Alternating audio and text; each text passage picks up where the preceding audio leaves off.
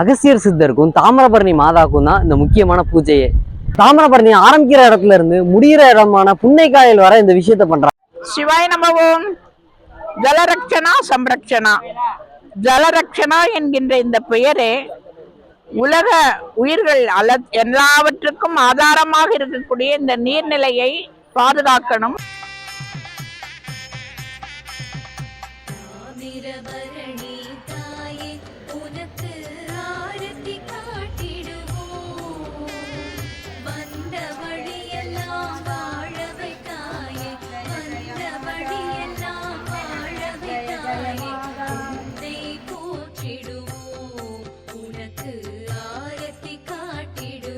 மாதா தாமிரபரணி தாயே சித்தர் பெருமான் திருத்தாள்கள் போற்றி உனக்கு ஆரத்தி காட்டிடுவோம்.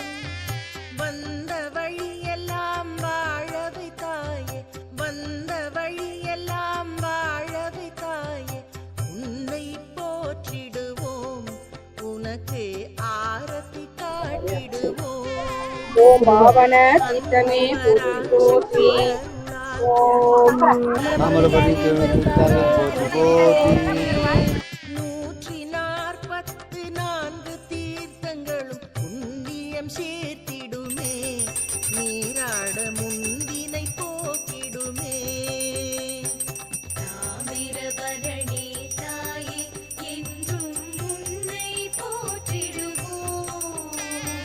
தரணி செழித்திட நீ பிறந்தாயே, தரணி செழித்திட நீ பிறந்தாயே, உன்னை பணிந்திடுவோம், உன் பாதம் போற்றி வணங்கிடுவோம்.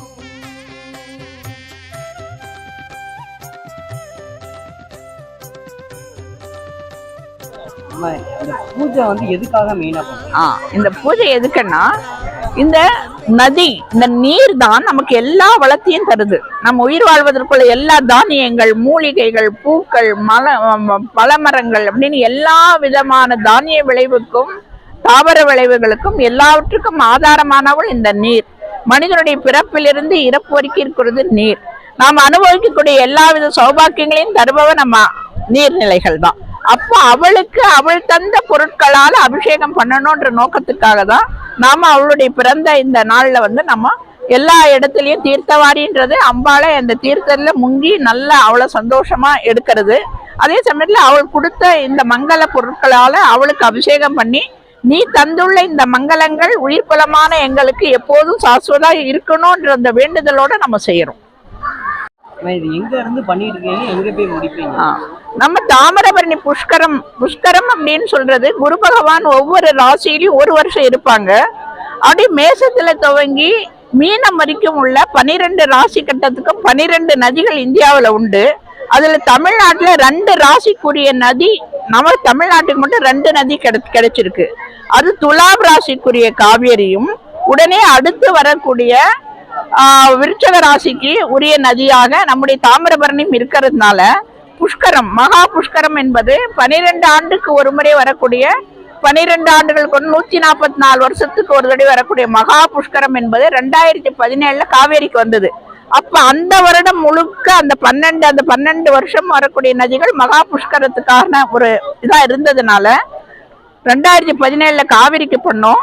2018 உடனே அடுத்தது விருச்சிக ராசிக்கான நம்ம தாமிரபரணிக்கு பண்ணும்போது, அதுக்கான ஒரு விழிப்புணர்வுக்காக மக்களிடத்தை ஒரு வருடம் நம்ம பிரச்சாரம் பண்ணும்போதுதான் இந்த நதியினுடைய பெருமை இதையும் தெரிஞ்சு அப்ப இருந்து ஜலரக்ஷனா தாமிரபரணிக்காக வருடா வருடம் அவருடைய பிறந்த வைகாசி விசாகத்துக்காக இந்த 3 மாவட்டம் அதை தொடுத்து வரக்கூடிய முன்னோ பின்னோ உள்ள நாட்கள். ஆனா அந்த வைகாசி விசாகத்தை மட்டும் கண்டிப்பா பாபநாசத்துல தீர்த்தத்துல அவளுக்கு வைகாசி விசாகத்துக்குன்னு அபிஷேகம் பண்ணுவோம். மற்ற நாட்கள் எல்லாமே முன்பின் உள்ள அந்த 10-15 நாட்கள் இந்த 3 மாவட்டத்துக்கும் வருகை தர்றான். நீங்க எவ்வளவு மனக்கவலையா இருந்தாலும் நீருக்கு மட்டும் நன்றி சொல்லிட்டு தண்ணி குடிங்க. உங்களோட மனக்கவலை அப்படி காணாம போயிருங்க. 2 வாரத்துல உங்களுக்கே மாற்றம் தெரியும். அந்த அளவுக்கு நீருக்கு ஒரு உயிராற்றல் இருக்கு. அதனால எல்லாரும் நீருக்கு நன்றி சொல்லிட்டு நீர் எடுத்துக்கோங்க.